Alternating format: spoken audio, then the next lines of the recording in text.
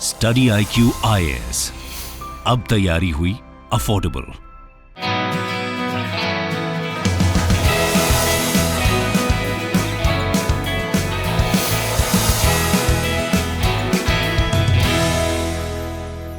नमस्कार दोस्तों, श्रीलंका के अंदर जिस प्रकार का क्राइसिस चल रहा है उसका एक मेन कारण हम सबको पता है, वो है चाइना। लेकिन अभी प्रेजेंट में क्राइसिस के दौरान चाइना किसी प्रकार की मदद कर रहा हो, ये दूर दूर तक नहीं दिख रहा। लेकिन इसके बावजूद भी आप देख सकते हो भारत जो है वो श्रीलंका की मदद कर रहा है। ये आप देख पाएंगे, on fuel aid Sri Lankan minister says India only country to give credit line.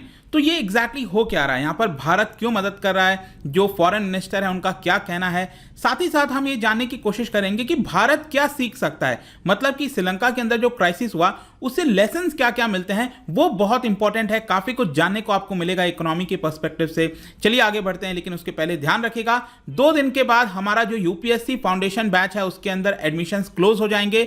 हर रोज सुबह 8 बजे क्लास होती है। अगर आप यूपीएससी की तैयारी कर रहे हो तो let me tell you, this is the best course for you, क्योंकि यहां पर मैं अगर आपको बताऊं तो जितने भी क्लासेस होंगे वो आपको लाइव पढ़ाए जाएंगे। 900+ आवर्स ऑफ लाइव टीचिंग होगी। प्रीलिम्स के लिए हमने स्पेसिफिकली यहां पर एमसीक्यू बेस्ड लर्निंग हो गया, डेली करंट अफेयर्स हो गया, और प्रीलिम्स एग्जाम के जस्ट पहले यहां पर आपके लिए एक क्रैश कोर्स लाया जाएगा जिसका नाम है सक्सेस इन प्रीलिम्स। इसके अलावा आंसर राइटिंग प्रैक्टिस कराई जाएगी ताकि आपका जो मेंस एग्जाम है वो अच्छे से हो सके। और इन सभी जर्नी के दौरान आपको एक मेंटर दिया जाएगा ताकि आपके कोई डाउट है तो आप अपने मेंटर से पूछ पाओगे। और ये सब कुछ आप सोच के देखिए, सिर्फ 19,000 में अभी के लिए दिया जा रहा है। तो जल्द से जल्द हमारे ऐप और वेबसाइट पर जाइए और वहां पर कोड इस्तेमाल करिए अंकित लाइव, ताकि ये जो पूरा कोर्स है 19,000 में आपको मिल जाएगा। इसके अलावा अगर आप एमसीक्यूज अटेम्प्ट करना चाहते हैं और बहुत सारी इंफॉर्मेशन जानना चाहते हैं तो मेरे इंस्टा पेज पर जा सकते हैं। वहां पर स्टोरीज में जितने भी एमसीक्यूज हैं उसको आप अटेम्प्ट कर पाएंगे। चलिए शुरुआत करते हैं और सबसे पहले देखते हैं एग्जैक्टली अभी हुआ क्या, हम क्यों इसकी चर्चा कर रहे हैं।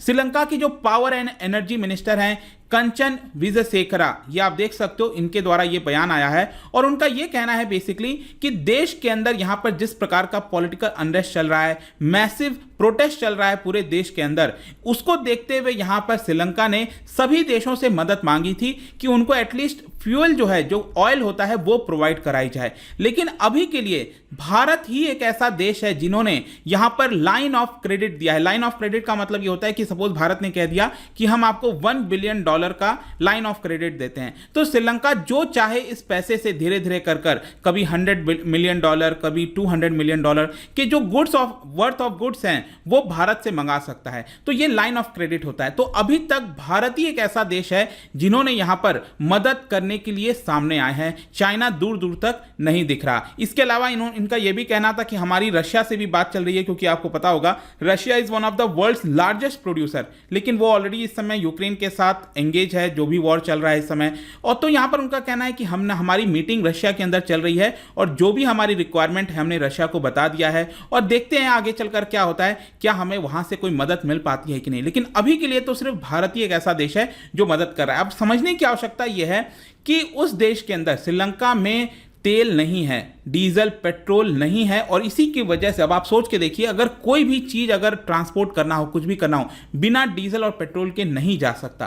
तो यहां पर जरूरी हो जाता है कि वो अवेलेबल हो, और इसीलिए भारत ने मदद करने की सोची। और यहां पर आप देख सकते हो कि हर एक व्यक्ति को एक पर्टिकुलर कोटा दिया जाएगा। मतलब कि अभी के लिए क्या होता है, भारत में आप किसी पेट्रोल पंप पर जाते हो, कुछ भी है तो जितना चाहो आप भरा सकते हो, कोई कमी नहीं है। लेकिन श्रीलंका के अंदर क्योंकि इसकी कमी है तो वहां पर एक स्कीम लाई गई है, नेशनल फ्यूल पास। और इसमें क्या होगा कि बेसिकली हर एक सिटीजन को वहां पर कोटा दिया जाएगा कि आप इतने से ज्यादा कोटा का नहीं भरा सकते। वो सब कुछ आपका लिंक कर दिया जाएगा नेशनल आइडेंटिटी कार्ड से, और वहां पर क्यूआर कोड के माध्यम से आपका जितना कोटा है एक हफ्ते के अंदर उतना ही आप पेट्रोल और डीजल ले सकते हो, उससे ज्यादा नहीं ले सकते। वहां की जो कैपिटल है वहां पर बताया जा रहा है कि लोगों जो टूरिस्ट आ रहे हैं उनको प्रेफरेंस दी जा रही है इन सब के मामले में। लेकिन यहां पर अगर हम देखें भारत किस प्रकार से श्रीलंका की मदद किया है, तो अभी तक अगर आप देखोगे तो भारत ने ऑलरेडी $3 बिलियन का जो वर्थ ऑफ गुड्स है, फ्यूल हो गया, फूड हो गया, मेडिसिन हो गया, इसके अलावा बाकी के एसेंशियल गुड्स हैं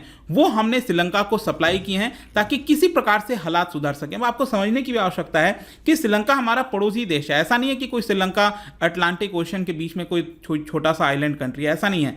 अगर श्रीलंका के अंदर कोई प्रॉब्लम होगा, दिक्कत होगा, तो आप सोच के देखिए उसका डायरेक्ट असर भारत के ऊपर होगा। और स्पेशली जो हमारे सदर्न स्टेट्स हैं, तमिलनाडु हो गया, वहां पर लोग माइग्रेट करने लगेंगे। तो ये सब कुछ हमें फेस ना करना पड़े, ये इसलिए भी जरूरी हो जाता है कि हमें यहां पर कुछ हद तक श्रीलंका की मदद करनी चाहिए। और इसीलिए आप देखोगे यहां पर जो हमारे फॉरेन मिनिस्टर हैं, external affairs minister S Jaishankar साहब, उनका यही कहना है कि भारत ने ये जो हेल्प किया है श्रीलंका का, ये इकोनॉमिक है, ये हमारा कोई पॉलिटिकल मोटिव नहीं है। जैसे चाइना करता है, कोई चीज अगर किया तो यहां पर उसका पॉलिटिकल मोटिव बहुत ज्यादा होता है। यहां पर आप देख सकते हो उनका यही कहना था एस जयशंकर साहब का कि जो सिचुएशन है श्रीलंका के अंदर बहुत ही ज्यादा सेंसिटिव है और कॉम्प्लिकेटेड है, और वो हमारा एक पड़ोसी देश है, फ्रेंडली पीपल है श्रीलंका हमारे साथ।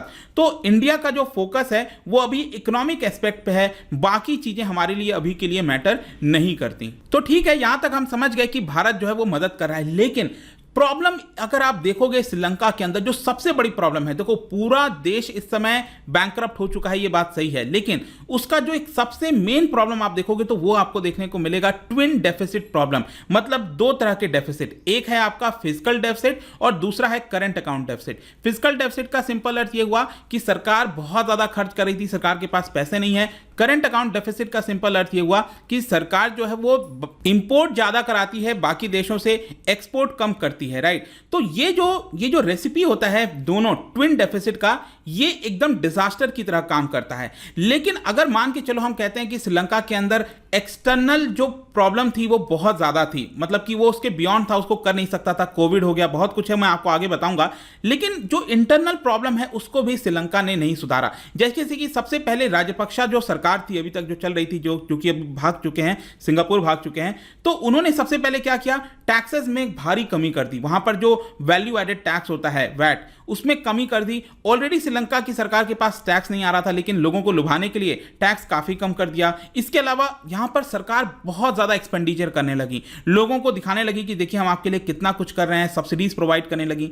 तो इसकी वजह से क्या हुआ, उनके पास रेवेन्यू कम हो गया और एक्सपेंडिचर बहुत बढ़ गया, और इस समय फिस्कल डेफिसिट बहुत ज्यादा हो गया है। सेम ये चीज मैं अगर आपको कंपेयर करके बताऊं, काफी हद तक आपको 1991 में भारत में जो देखने को मिल रहा था, करंट अकाउंट डेफिसिट बहुत ज्यादा था। 2013 में भी लगभग हम क्राइसिस की तरफ बढ़ रहे थे, तो वैसा ही कुछ आपको देखने को मिल रहा है। लेकिन किसी ना किसी प्रकार से हम उभर कर आ गए। आज के डेट में तो हम काफी सिक्योर हैं, हमारे पास काफी अच्छा रिजर्व है, सब कुछ ठीक है। लेकिन स्टिल हम कह सकते हैं कि यहां पर जो क्राइसिस गया है श्रीलंका के अंदर, उससे भारत बहुत कुछ सीख सकता है। हमारे लिए, बाकी देशों के लिए क्या सीखने को है? देखो, सबसे पहला जो सीख है वो ये है कि हमारा जो फॉरेन एक्सचेंज अर्निंग होता है उसको हमें डाइवर्सिफाई करना चाहिए।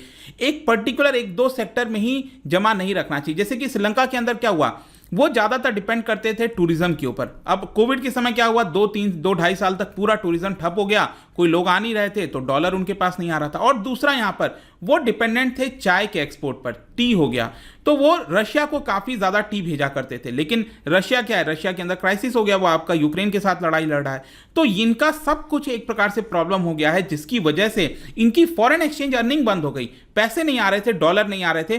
तो ये एक बहुत बड़ा कारण था जो कि बाकी देशों को सीखना चाहिए। मतलब अपना डाइवर्सिफाई करके रखो, जो अर्निंग है उसको सिर्फ 1-2 जगह सीमित मत रखो, कई जगह से रखना चाहिए। दूसरा यहां पर जो प्रॉब्लम है वो है आपका be careful who you borrow from. मतलब कि श्रीलंका का अगर आप देखोगे, ज्यादातर ये किसके ऊपर डिपेंडेंट हो गए थे, चाइना के ऊपर डिपेंडेंट हो गए। बहुत सारा लोन लिए जा रहे हैं, इंफ्रास्ट्रक्चर क्रिएट किए जा रहे हैं, और इंफ्रास्ट्रक्चर का यूटिलाइजेशन नहीं हो रहा है। आप इतना ज्यादा पैसे बोरो कर रहे हो, हम्बन टोटा पोर्ट हो गया, बहुत सारी चीजें आप बना रहे हो, लेकिन उसका यूटिलाइजेशन कितना कर रहे हैं, अर्निंग कितनी हो रही है, ये सस्टेनेबिलिटी का सवाल है, वो हमें कोशिश करना चाहिए ऐसा ना हो। मतलब कि यहां पर हमें यह देखना चाहिए कि हम उन देशों के साथ बोरो करें जो कि पेरिस क्लब के नियम को मानते हैं। देखो, पेरिस क्लब नॉर्म क्या होता है, ये पेरिस क्लब 1956 में एस्टैब्लिश हुआ था। ये एक्चुअली देश हैं जो कि ये कहते हैं कि जो भी हम लैंड करेंगे, पैसा देंगे, वो एक नियम के तहत देंगे। ऐसा नहीं है, चाइना क्या करता है, चाइना का मोटिव है कि बहुत सारा पैसा दे दो, फिर आगे चलकर उसकी जो जमीन है, बहुत सारी चीजें हैं, उसको अपने अंडर में ही रख लो। हम्बन टोटा पोर्ट यही हुआ, 99 साल के लिए उन्होंने लीज पर ले लिया श्रीलंका का।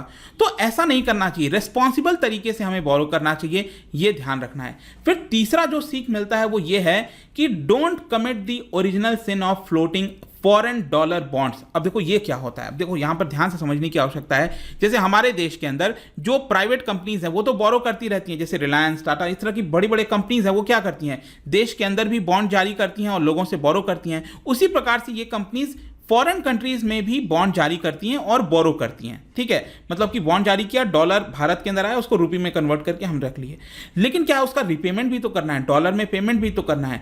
तो यहां पर प्राइवेट कंपनीज करती हैं तो करती हैं, ठीक है, लेकिन सरकार को यहां पर बॉन्ड बहुत ज्यादा जारी नहीं करना चाहिए। मतलब कि जो सरकार है, जो सॉवरेन बॉन्ड होता है, उसी को तो सॉवरेन बॉन्ड कहते हैं, जब सरकार बॉन्ड जारी करती है तो देश के अंदर हम बोरो करने के लिए करती है, वो ठीक है। अब मान लो कल के डेट में कोई प्रॉब्लम आएगा तो सरकार प्रिंट कर सकती है, ज्यादा से ज्यादा क्या होगा, पैसे को प्रिंट करो और रिपेमेंट कर दो लोगों को। लेकिन फॉरेन कंट्री से अगर आपने बोरो किया है डॉलर में तो आपको डॉलर ही पे करना पड़ेगा, आप डॉलर तो प्रिंट कर नहीं सकते।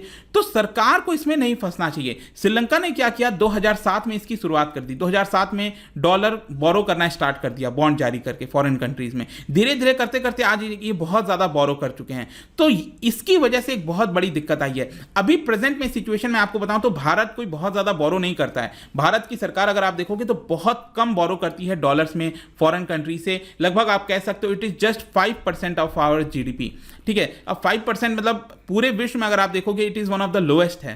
तो ये एक इंपॉर्टेंट चीज हो जाती है दोस्तों। आई होप कि आप समझ गए होंगे कि जो सॉवरेन बॉन्ड होता है वो बहुत ज्यादा यहां पर जारी नहीं करना चाहिए, अदरवाइज आगे चलकर हम फंस सकते हैं। जो आखिरी लेसन है, फोर्थ लेसन है, वो है जो सेंट्रल बैंक होती है किसी भी देश की, उसको इंडिपेंडेंट वर्क करना चाहिए। श्रीलंका के अंदर क्या हुआ कि इन्फ्लेशन बहुत तेजी से बढ़ रहा था। अब इन्फ्लेशन बढ़ता है तो हमारे देश में क्या हो रहा है, आपने देखा होगा, आरबीआई क्या कर रही है, रेपो रेट को बढ़ा रही है ताकि इन्फ्लेशन कंट्रोल कर सके। श्रीलंका के अंदर वो सरकार के प्रेशर में आ गई, सरकार के इशारे पर नाचने लगी। इसकी वजह से क्या हुआ, वो अपना इंडिपेंडेंट काम नहीं कर रहे थे और साथ ही साथ एक परसेप्शन भी जा रहा था कि वहां की सेंट्रल बैंक इंडिपेंडेंट नहीं है, कोई इन्वेस्टर्स नहीं आ रहा था इसी की वजह से। तो ये सारी प्रॉब्लम श्रीलंका के अंदर देखने को मिली, तो इसको रिपीट नहीं करना चाहिए। और आखिरी में एक एडिशनल मैं लेसन बता दूं आपको, वो ये है कि जो भी पब्लिक पॉलिसीज लाती है सरकार, उसका टाइमिंग इंपॉर्टेंट होता है। जैसे कि उन्होंने ऑर्गेनिक फार्मिंग की पॉलिसी लाई कि श्रीलंका के अंदर एक बैग कह दिया कि पूरा 100% ऑर्गेनिक फार्मिंग होगा। उससे क्या हुआ, अचानक से पूरा जो प्रोडक्शन है, यील्ड है, वो गिर गया आपका।